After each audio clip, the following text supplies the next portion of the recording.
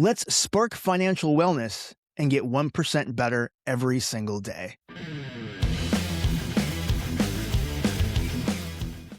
Today on the show, I'm super excited to be joined by David Gillis, a former U.S. Air Force officer and a mission-driven leader. From running high-consequence operations for the government to teaching thousands of people how to make better decisions under pressure, David brings military-grade precision to financial wellness, to leadership, and human performance. Now the owner of Spark Financial Wellness, David helps people cut stress, sharpen decision-making, and get 1% better every single day on purpose. So this is a really great conversation. I'm excited to talk about discipline, intention, money, leadership, and how to perform when it really matters. So let's buckle up and listen to David. David, how's it going, man? It's great, Chris. Thanks for having me. I'm so excited to be here with you. And I know we've known each other for quite a few years now, and we kind of crossed paths multiple times. So yeah, I'm glad to be here. Awesome. Awesome. Thank you so much, man. Yeah. I remember one of the first times we met and you were talking about kind of your a little bit of your backstory, what you did. And I think it takes a special kind of person to work in those high pressure environments. So I guess what are some of the first things we would think about if we need to make decisions under pressure, right? If we have deadlines, we may have consequences that may happen. Is it this or that? What are some of the things we should think about, or that we should, I guess, I don't want to say analyze, because sometimes I overanalyze, but what are some of the things you think about when people need to make those high stake decisions? Yeah, I think in regards to decision making, there's so many different challenges that we put so much pressure on ourselves to make the best decision for that time. But there's so many different right decisions. There's so many different ways and paths we can go in life. I think Mm, it's really about just thinking about how much time do you have versus how important that decision is. A lot of decisions, if you can kind of reset and start over again and change that decision later.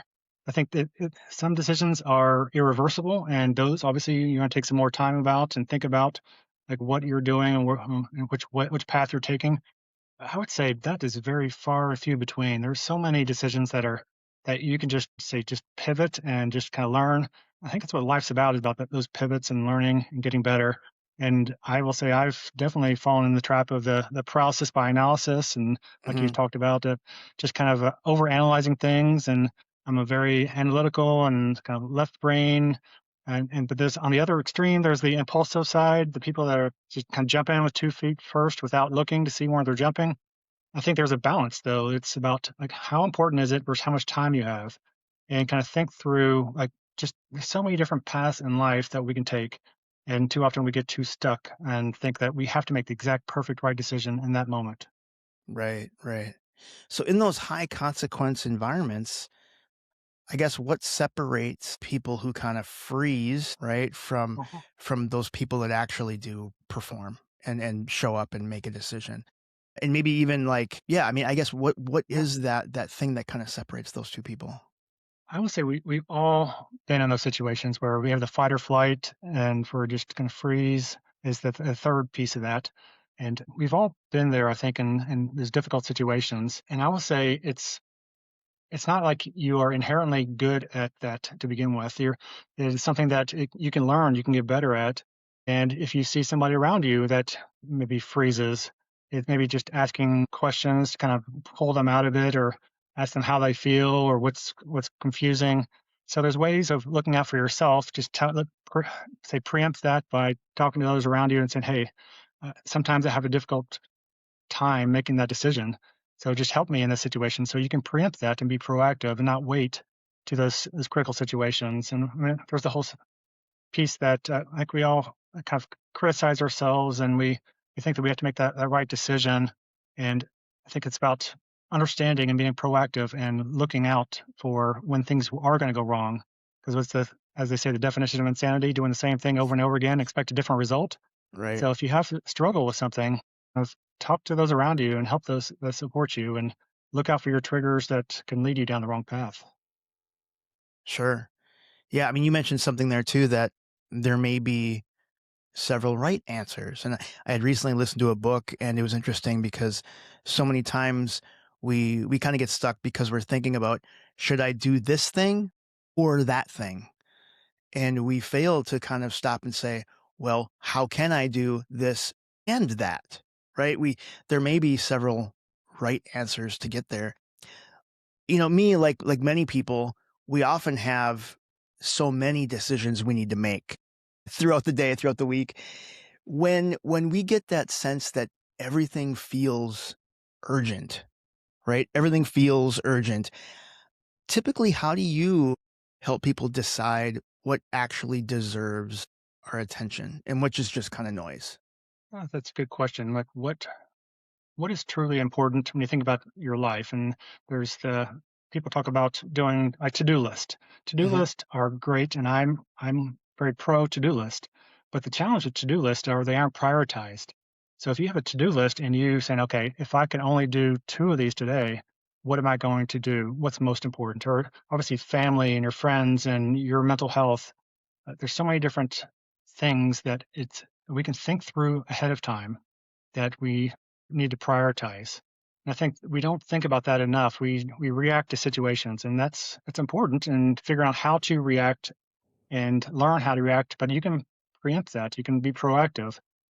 And I'll say, in general, I've always been more of a kind of an introvert, like the quieter guy. I was a kid on the bus growing up who didn't talk, and I was very uncomfortable. And I'm not sure if it's social anxiety or there's layers to it, but now just I decided that I'm going to start going to Toastmaster clubs and trying to those speech clubs, and I just threw myself into that for a while. And it's about learning. It's about being around those that can help you.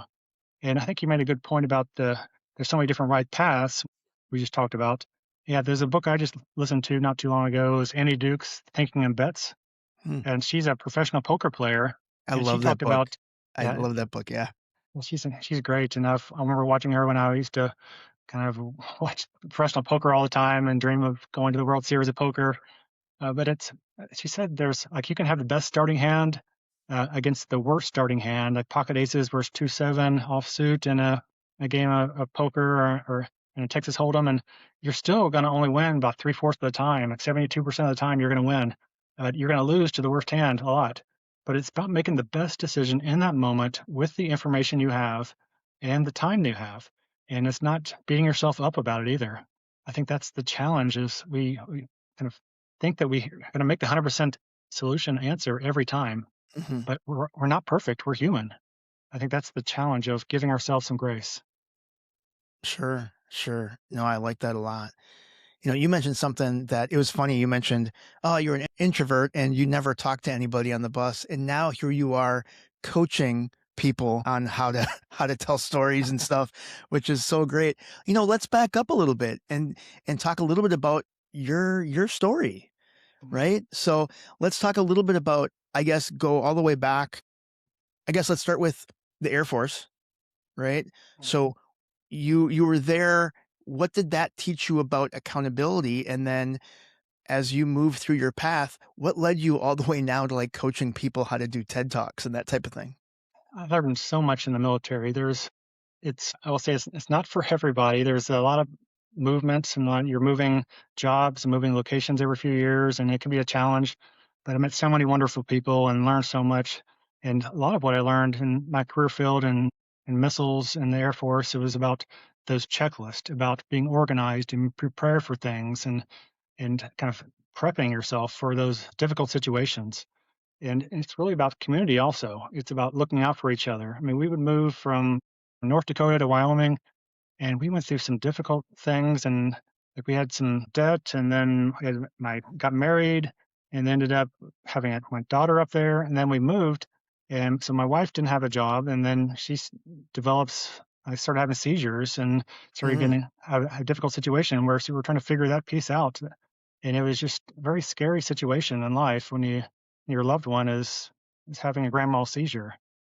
And it was, I mean, everything stops when something like that happens. And you talk about priorities. Mhm. Only priority in my life was at that moment was calling 911. And that's what life's about, okay, what truly is your priority? And I mean, we worked through things and we've kind of gotten gotten better and kind of resolved some of those issues. And then, but it led to a lot of debt and other issues, and led me to, as we got out of the Air Force and retired, is finding honestly, initially I found Dave Ramsey in regards to money. Is about Mhm. trying to get out of debt, and I like the prioritized system of kind of his baby steps. Some other things I don't like necessarily, but I think there's a lot to be learned from anything you look into. So it was that, and then that pivoted to I felt out of place when I left the military. I felt like I didn't know what was going on, or I'm so used to just regimented. I'm told where to go, and honestly, it was a lot of reactive thinking. We had to be in a lot of situations, and I decided I didn't want to be that kid on the bus that didn't talk any. And it wasn't like I didn't want to talk. I did want to talk, and it was just uncomfortable. And I knew that I was an introvert, and I had taken all the personality test, and so I was very all the way on one side introvert. And Mhm. then I said, okay, well, I can need to talk to people in small groups or big groups, and which led me to go into some Toastmaster speech clubs, threw myself into that. And then I started teaching programs to military and others about ways to improve performance and minimize mistakes. And that's what led to those 5,000 some people I've taught in the last 10 years about learning, about getting better. And that really ingrained in me that the self awareness and that critical thinking about we all are different and are in a different path in life. And I think that's so important to recognize that you've had a different path than I have, and we've all had a different path and different background and good and bad things that are in our past that created who we are, those moments. Mhm. And that led me to teaching a class when somebody from the local TED Talks was in one of the different kind of the presentations I was doing on communication, and then that led me to helping them out. And then I've been a speaker coach for the last, say, 5, 6 years now with local TED Talks as a volunteer, and just so many different amazing people in the TED community. So it's about, I'd say, creating your own moments and connecting people with their own ideas. TED Talks aren't about I've done it so you can too. It's about, okay, what's an idea worth spreading? I think we all have ideas worth spreading that we don't think about and don't, I'd say, don't put enough weight on, and we can minimize our experiences. But from teaching or coaching those, from an orchestra conductor to somebody with dementia to somebody who's 18 years in prison to a say a biologist to a doctor teaching improv comedy, I've taught a variety of people doing amazing things, and I think it's about being there for others and helping them be the best version of themselves, which I love to do. I love to connect people themselves and love to connect people with the community. Wow, what a remarkable story. That's awesome. I mean, you mentioned about telling the story, these speakers. Is there a powerful story that you've seen? You mentioned just a few of them there, but a powerful story that you've seen someone tell themselves that has completely changed your trajectory or that has really stuck with you, right? There's somebody who I didn't even mention there. There's somebody who is a PhD in behavioral health at the local Boys Town. This person, Dr. Fryman, he talked about during his TED talk, he was, let's say, late for an appointment. He was driving there. He was in the left turn lane, and he was behind another car, and the light turned green, and that car didn't turn. And he was getting frustrated. He was late. He was anxious, and then the light turns yellow and light turns red, and the car still didn't move. So then happens again. That light turns green, and the car doesn't move, and he's honking, and he's anxious and just kind of struggling. It's like, why isn't she moving? And he gets out of his car, goes up there, and there's a woman in there, and she says her baby in the back seat is not breathing, My and she's gosh. everything just stops in that moment. You're like, okay, what can I do to help this woman and help this baby? I mean, that's what life's about. That baby in the back seat. We all have a baby in the back seat. Hmm. We all have something that others can't see. And there's a saying that we judge others based on their actions. We judge ourselves based on our intentions. Wait. Let's say that again. That was awesome. Say it again.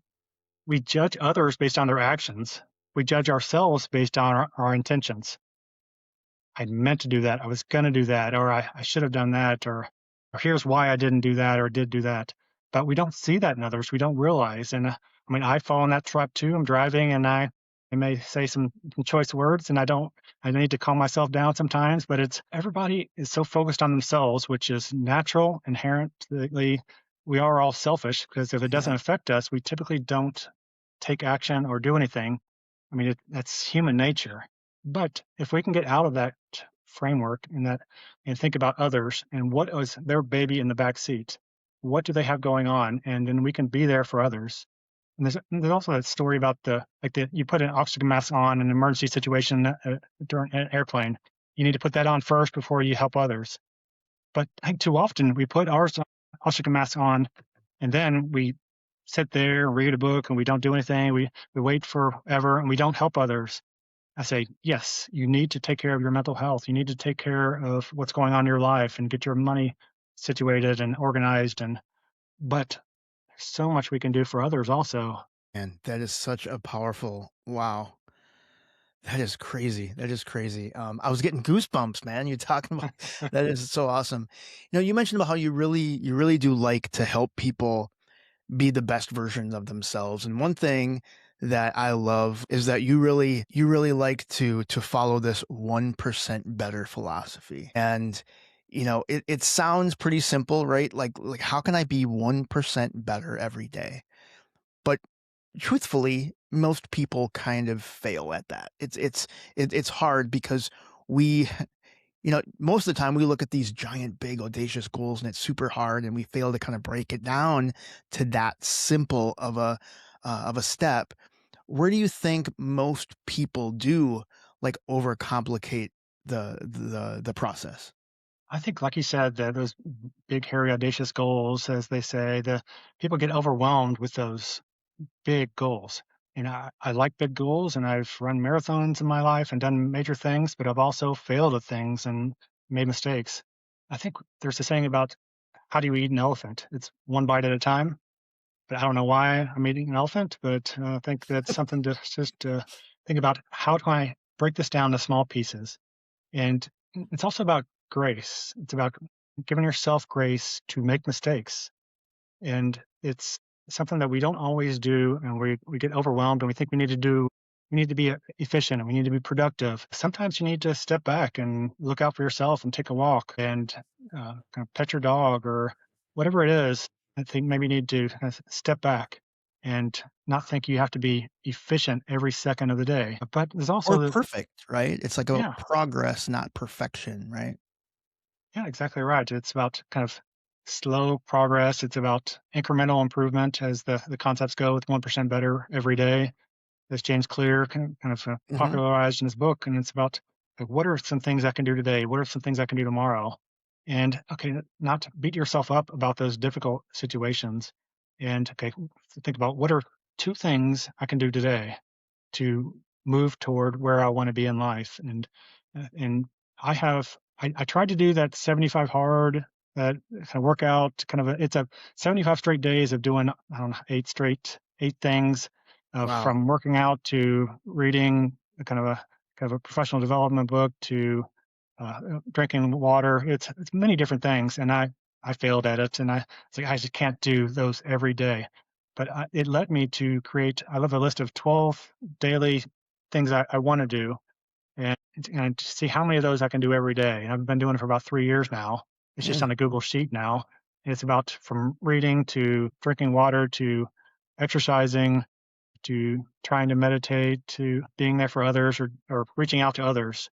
And it's about uh, kind of moving forward, but not like progress, not perfection, like you said. And give yourself that grace to make a mistake, but look out for those triggers or things that can make things difficult, like setting out your workout clothes the night before you're going to work out the next day. It's about cutting out that chaff that can slow us down and kind of impede things and go to somewhere that you can not have all those things that are pulling you in a different direction and kind of get out of the house or get rid of those extra things, put the phone to the side. right. Right. Yeah. I've actually just recently, started doing that this year and I put my walking shoes like right like next to the treadmill. So I can't miss them. They're right there. It's really easy to put them on, right? And so hopefully I can still keep going for the rest of the year and forever, right? That's the plan. That's the Yeah. plan. And because you are kind of following this 1% better philosophy, and I love that you've kind of found those 12 things that you're continually doing. But this led you to create, and I'm really excited about this. You have something called the 1% Better Conference. Go ahead and tell people a little bit about where this came from, how this brainchild kind of materialized, and a little bit of what people can get from this type of conference. Yeah, so it's kind of been in my head for maybe 5 years now. For a while, I've been thinking about something. How do I do something like this? And like I say, that everyone has things going on and difficult situations, and I think what's really helped me is community.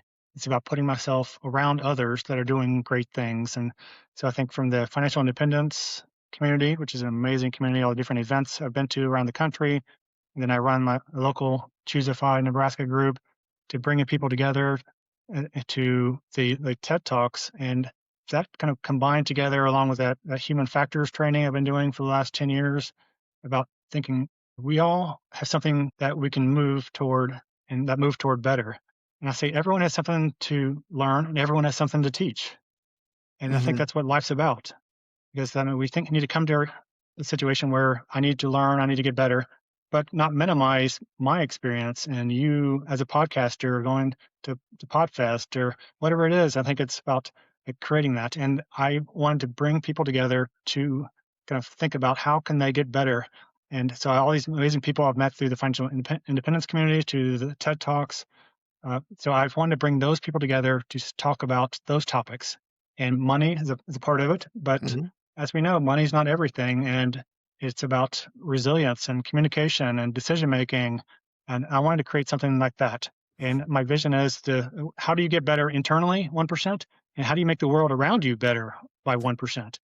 So it's Interesting, not I just like about that. yourself, it's about what can you do and how do you go toward the difficult situations and how do you kind of learn and get better.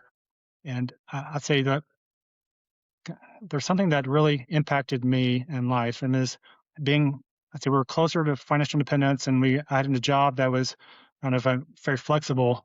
And a friend of mine called and said he was going into hospice, Mm, and he's my best friend from growing up from third grade in a different state. And I talked to my wife and pretty much dropped everything, went back there to Kentucky to be with him during his final time, his final few weeks. And I say, I didn't know what I could do, but I wanted to be there. And I think that's what life's about, is about being there for others, about helping them with their oxygen mask. And it's about helping others. And that's what I love to do, is love to connect people with themselves and with those around them and what can they can do to improve. And I look forward to this event coming up and then multiple events in the future about bringing people together, because I don't have all the answers. You don't have all the answers, but together we are stronger. And I think that's so important. And I want to create something around that. wow, that is just amazing. So this is the first. I'm trying to think, this if this drops, there'll still be time. So where is this conference, and how can people get more information about it? Yeah. So it's February 21st and 22nd in Omaha, Nebraska. It's the 1% Better Conference is the name of it. So it's on my website, sparkfinancialwellness.com. And you can get $50 off with the Spark 50 discount code. And I think Nice. that I think just by bringing the community together, I've got, say, 7 speakers, but I want it to be so positive, and there's too much negative in the world. I think we've all seen so many different layers of that I want to create a positive environment to connect with others and connect with yourselves. That's awesome. I'm excited. I'll be there as well. I'm again. I'm always trying myself to get 1% better. I like how you kind of spun it too. Like, how can I make the world 1% better too? That's awesome. I absolutely love that. I want to talk a little bit about, you mentioned the community around the financial independence community. You talked about how you've helped so many others with their, I guess, personal finances, right? You run Spark Financial Wellness, right? How to make really good decisions about saving, investing, earning, right? I guess I guess is there some specific thing from the military that you took with you in your personal finances or something you carry over when you're helping others? Is it the discipline piece, or is there something that you took from the military that helps you in that personal finance space? I'll say there's two things I can think of at the top of my head. One is like we were so checklist oriented and checklist, like there's a great book, the Checklist Manifesto, and it's Mhm, about the medical community and it's about how they can organize things and keep things in order because you are going to you do the same similar things over and over again. So how mhm, can I look out for those choke points or things that can go wrong? And that's not just about being organized and step by step, but a part of those steps are, hey, whoever is in the room, they all are expected to speak up if something's going wrong. It's the tech or the nurse or whoever is in that room is going to step up and speak up. And that's really what I learned about the military. And it's about critical thinking. It's about, okay, thinking through what is going on and how can I help and being organized and being proactive and having those checklists ready to go so you can react to the situation. The second thing is community. I mean, we're constantly moving, going to different locations, and there was some different spouses groups that help my wife. There's the job I'm moving into. There people expect others to move quite often in the military, so it's something that we weren't on an island, and it's something that I mean that's really what I took out of it is when I left the military, it was about what communities do I want to be around. There's a JFK quote: "The rising tide lifts all boats." And it's about being around others that can lift you up and not tear you down. And it's about how are you lifting up others. And there's something I like to do periodically. I'll try to remind myself to I'm going to reach out to 5 random people I've known over the years and from either Facebook Messenger or texting and just say, hey, how are you doing? What's going on? I love that. And it's led me to so many great conversations. And a friend who I didn't realize is doing pretty bad medically, and others. I mean, it's and people are doing great things too. And it's about being each other's cheerleaders. So I think that's what military has led to me to is that being organized and ready to go, but also being there for others that were going through difficult situations. Awesome. Is there something that you had to unlearn? Like, there's something that was kinda like, now that you're not when you left service, it was kinda like, you mentioned a little bit how you're kinda looking for things, you're kinda lost a little bit, but was there something you had to unlearn just to be a civilian? It's there's quite a bit in the fact that you're not told what to do and where to be all the time. And I think, yeah, there's a lot of react to status and react to the situation and being and trying to figure out how to be resilient in those situations. And it was a huge pivot for me. It's like I need to be more proactive, and I was out of. It felt like I was out of control, and I Mm, didn't know what to do and which path to take. Like we talked about decision making, it was like what is the right path, and there's no one right path. There's a vision of where you think you need to be, and if you keep moving slowly, incrementally every day toward that vision, I think I really pivoted to being much more proactive. And I'll say, I don't even know if I was truly an introvert before or just is the anxiety or many different layers to it. And I'll mhm. say life isn't perfect now and it's about constantly looking out for myself and looking out for others, but it's the pivot to being proactive.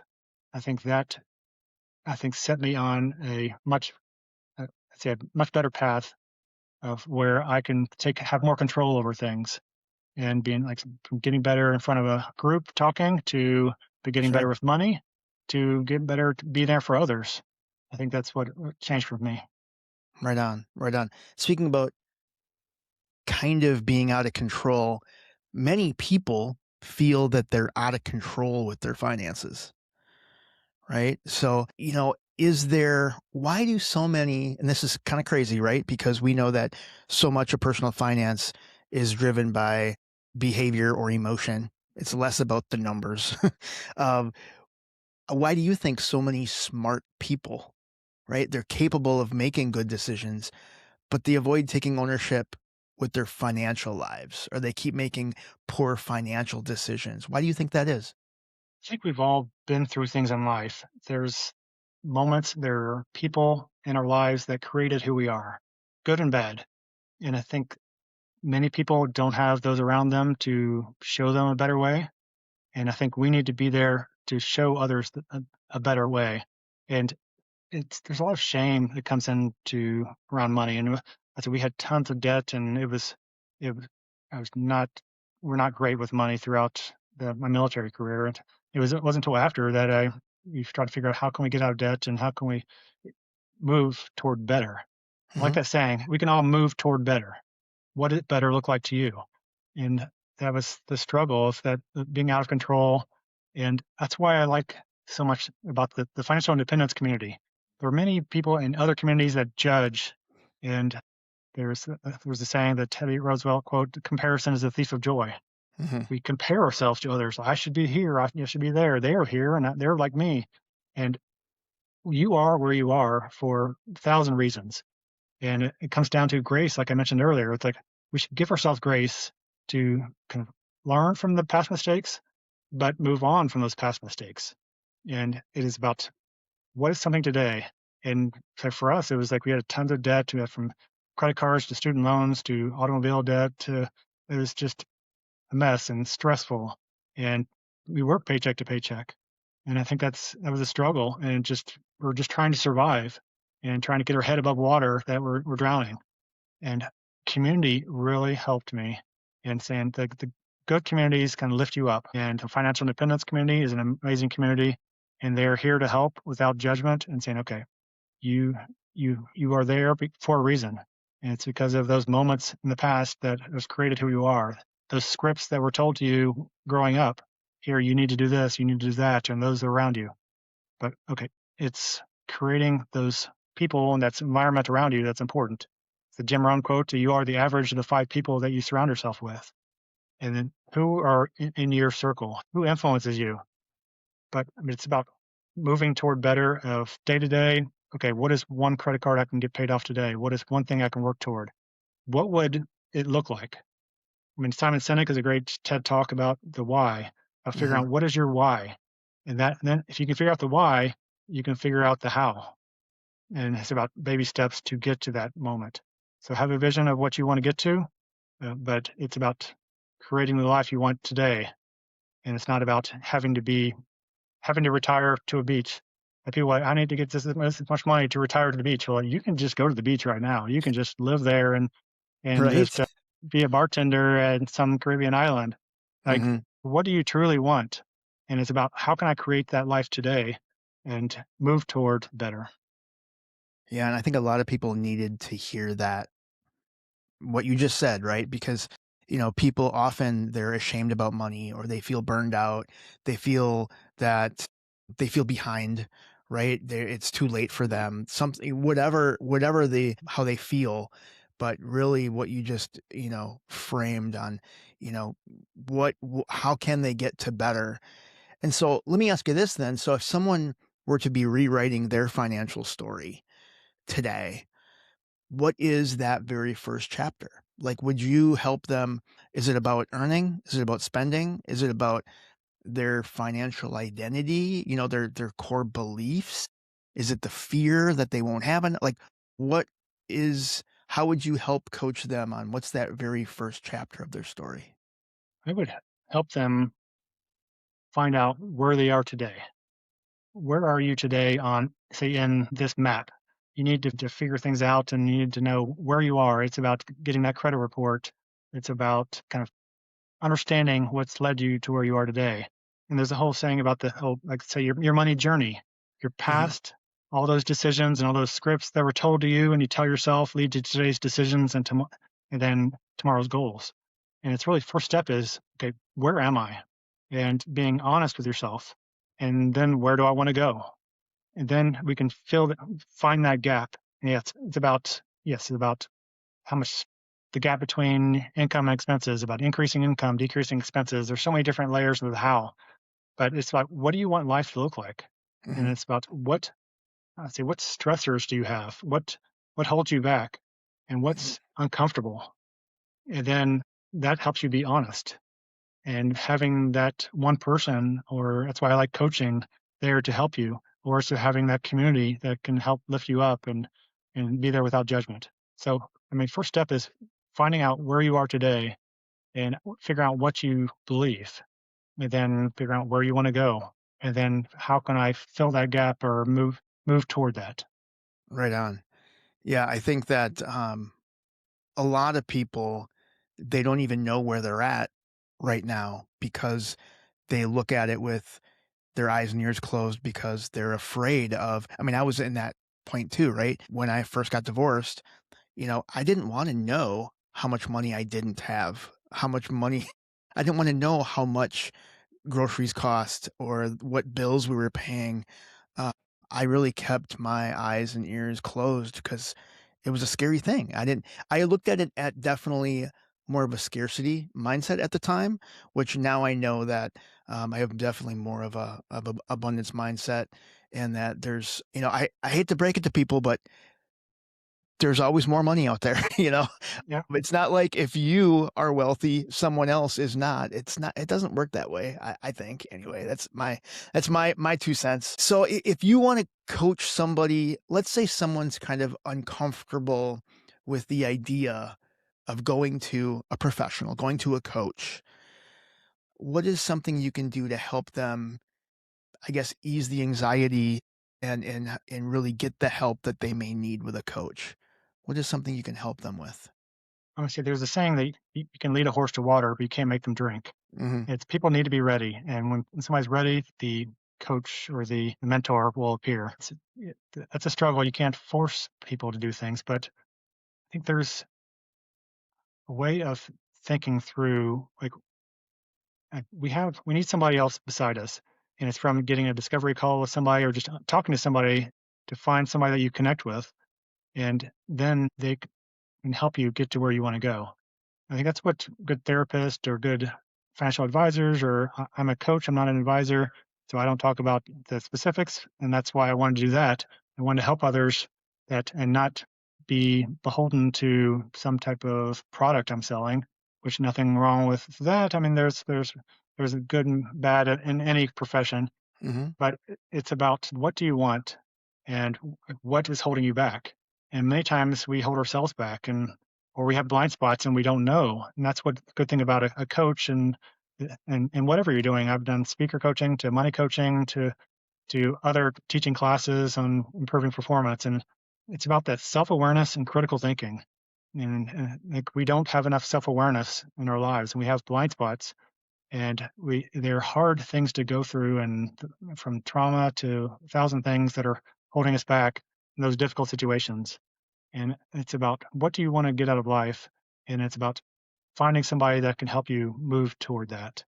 And I think it definitely needs to be a connection between you and whoever that can be there to help you. But maybe it's finding a local group, like a financial independence group, or I know you do some different stacking Benjamin groups, and I've done I don't know 50 some meetups on. It's about putting yourself around other people and kind of giving yourself that grace to make mistakes and kind of move toward your better. Right on. Because sometimes, you keep on waiting until you feel ready to talk to a coach or whatever, and, sometimes it's just that self-discipline to do the thing you need to do even if you don't want to. That's what's hard, right? That's the thing. And I know you're all about systems, right? You mentioned in the military, you have the systems and the checklists and, you rely on systems to kinda get things done. What's a simple system that people can adopt that can reduce the financial stress or financial anxiety they have? Simple system. I like to think in terms of past, present, and future, Okay. and think through. Okay, understanding your past and the different challenges you had and things that created your beliefs, and critical thinking about that. What are you doing today in the present? What are your current habits, and what are your future goals? So if you can think past, present, future, you can be open about that. I think that system kind of allows for that self awareness and critical thinking, as I mentioned, and allows you to move towards something. It's about being organized and breaking it down to small pieces. And within that, it's like for your habits, it's about what are your triggers that lead you to not work out, or not. I mean, people, I'd say Amazon, all those, they want to take your money, and there's one-click shopping and everything. They make it so easy, Mhm. but we need to make it easy on our systems of working out, as we said. Or I mean, there was a good kind of a 30-minute kickboxing place I used to go to before it closed down, and I was very regimented about going to that, and it was like different stations, and they had the workout planned for you, and it was very organized. And my expectation was, I'm going, and worst case scenario, I don't go, as opposed to if everything works out perfectly, then I'll go. Mm. How can I flip that, saying the expectation is I'm going to get out of debt, and I'm going to travel to see my daughter in Florida who lives down there now, or like, what can we do? And it's okay, maybe credit card rewards, or there's many different things to create a path to where you want to get. And I think it's about understanding your past, present, future. That is inherently, let's say, critical thinking skill that we don't do a very good job about that many times. Right on. Yeah, I like that. And I also need to though, I gotta start to be more present in the now because sometimes I'm so wound up on the failures of the past, or I'm just always thinking about the next that I fail to live in the moment of where I am. Just something that I gotta get better at for sure. That's the saying that uh, you'll never be this age again. Like, you're the Yeah, youngest you ever be. You're the oldest right. you've ever been, but you're the youngest you ever will be. Love it. So I That's think awesome. understanding that and thinking about, like, I'm probably not going to run a marathon again. That was a while ago, and I don't think I'm to that point where I'm going to do that again. But there's other great things to do, and it's about keeping active and moving towards something. But yeah, that's a good point that we do. Our minds are in the past or the future. They're not in the present, in the moments. Life is about moments. It's Mhm. about, I mean, our memory. We remember moments and how things made us feel, or how others made us feel, or great things and terrible things. And life is about those moments. And how you think about, how can I create those moments in my life? And what can I do to make more of those moments? And and live, not necessarily YOLO, or you only live once. But it's about, okay, yeah, if you want to live on the beach, go live on the beach. Don't wait till you're 70 or 80. I mean, create the life that you want today, and don't wait to some mythical retirement or mythical financial independence. Just do it today, but okay, find that balance of kind of giving yourself grace to learn, get better, and move toward that. And but it is about uh, not having that stress in the moment and not having that anxiety. And money tends to be one of the biggest anxiety things in our lives. Sure, sure. I think that's a great key takeaway to kinda wrap this episode up. I think that was very well said, David. Mm, thank you. So before we gonna close up today, let people know where they can get more info about your conference, about you, if they wanna talk to you about coaching perhaps, how do they find you? So the website is sparkfinancialwellness.com, and there's the conference tab on there, or you can go to the 1%betterconference.com for the upcoming event.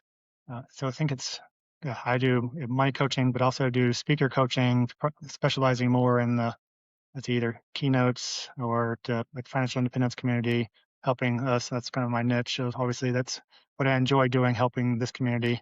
But it's, yeah, yeah. So you can reach out to me on the website, or come to the conference and check me out online.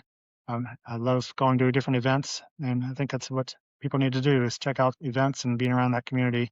And I want to create an event like the great campfires I've been to, or economy, or FinCon, other things I've been doing. Yeah, I saw. I've got the exact same shirt. So yeah, it's being around great people. So yeah, yeah, me out online or on the website.